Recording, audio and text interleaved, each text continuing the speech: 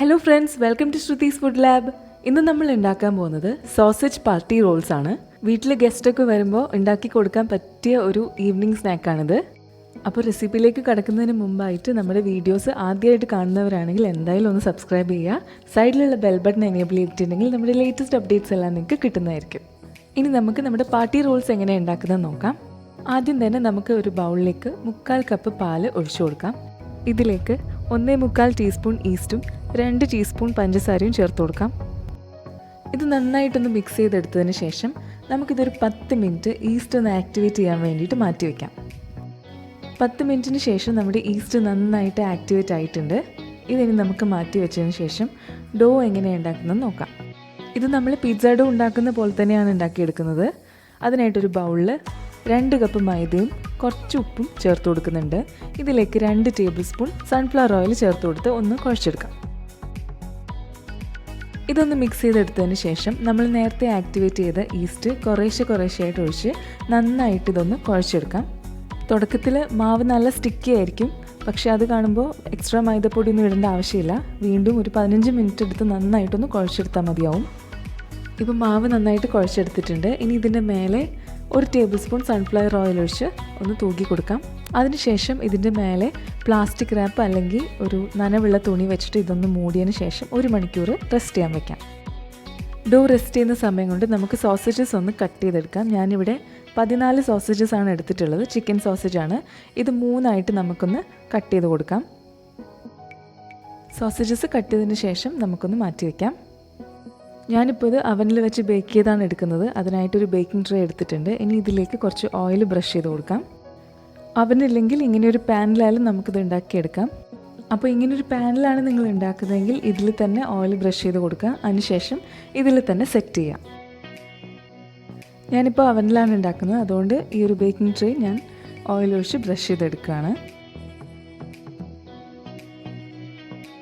Sides എല്ലാം നന്നായിട്ട് brush ചെയ്ത് കൊടുക്കണം. അതിനുശേഷം ഇതിൻ്റെ മേലെ നമുക്കൊരു ബട്ടർ പേപ്പർ വെച്ച് കൊടുക്കാം. ഇതിനി നമുക്ക് മാറ്റി വയ്ക്കാം. ഇപ്പോൾ നമ്മുടെ മാവ് നന്നായിട്ട് പൊങ്ങി വന്നിട്ടുണ്ട്. ഇതിനി നമുക്കൊരു 5 മിനിറ്റ് കുഴച്ചെടുക്കാം.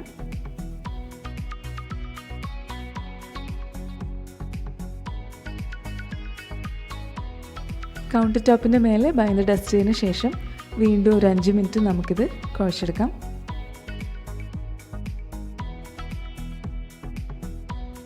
നന്നായിട്ട് കുഴച്ചെടുത്തതിന് ശേഷം നമുക്കിതൊന്ന് പരത്തിയെടുക്കാം. ഒരു 1/4 ഇഞ്ച് തിക്നെസ് കിട്ടിയാൽ മതിയാവും.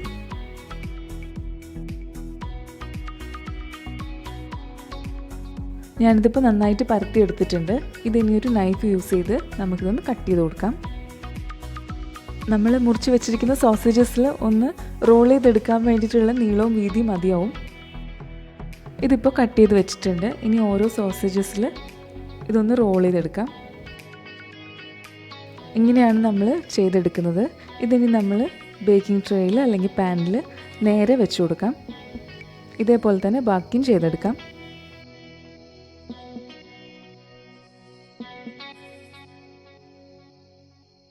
ഇതെല്ലാം റോൾ ചെയ്ത് വെച്ചിട്ടുണ്ട്. ഇനി ഇതിൻ്റെ മേലെ കുറച്ച് പാൽ ഉപയോഗിച്ചൊന്ന് ബ്രഷ് ചെയ്ത് കൊടുക്കാം. ഇനി ഒരു 10 മിനിറ്റ് മാവ് ഒന്നുകൂടെ പൊങ്ങാൻ വേണ്ടിയിട്ട് നമുക്ക് മാറ്റി വയ്ക്കാം. ഇനി ഇതൊരു 12 മിനിറ്റ് 170 ഡിഗ്രിയിൽ നമ്മളൊന്ന് ബേക്ക് ചെയ്തെടുക്കാം. പാനിലാണെങ്കിൽ 7 മിനിറ്റ് വെച്ച് 2 സൈഡും ലോ ഫ്ലെയിമിൽ വെച്ചിട്ടൊന്ന് കുക്ക് ചെയ്തെടുത്താൽ മതിയാവും. ഇപ്പോൾ നമ്മുടെ സോസേജ് പാർട്ടി റോൾസ് ബേക്ക് ആയിട്ടുണ്ട്.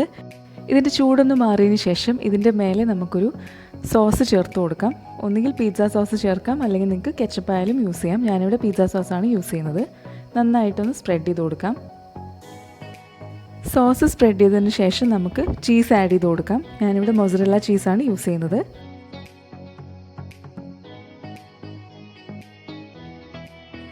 സോസും ചീസും ഒക്കെ ആഡ് ചെയ്തതിന് ശേഷം ഇതിൻ്റെ മേലെ കുറച്ച് ഒറിഗാനോ സ്പ്രിങ്കിൾ ചെയ്ത് കൊടുക്കാം.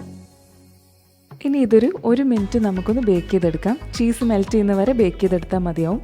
നിങ്ങൾ പാനിലാണ് ഉണ്ടാക്കുന്നതെങ്കിൽ 2 മിനിറ്റ് ലോ ഫ്ലെയിമിൽ അടച്ചു വെച്ചാൽ മതിയാവും. ഇപ്പോൾ നമ്മുടെ നല്ല ടേസ്റ്റി ആയിട്ടുള്ള സോസേജ് പാർട്ടി റോൾസ് റെഡി ആയിട്ടുണ്ട്. വീട്ടിൽ ഗസ്റ്റൊക്കെ വരുമ്പോൾ സെർവ് ചെയ്യാൻ പറ്റിയൊരു റെസിപ്പിയാണ്. എല്ലാവരും ഇത് വീട്ടിലൊന്ന് ട്രൈ ചെയ്ത് നോക്കാം. ട്രൈ ചെയ്ത് നോക്കിയതിന് ശേഷം കമൻറ്റ്സ് പറയാം. അപ്പോൾ ഇന്നത്തെ റെസിപ്പി എല്ലാവർക്കും ഇഷ്ടമായി എന്ന് വിശ്വസിക്കുന്നു. ഇനി വേറൊരു റെസിപ്പി ആയിട്ട് പിന്നെ കാണാം.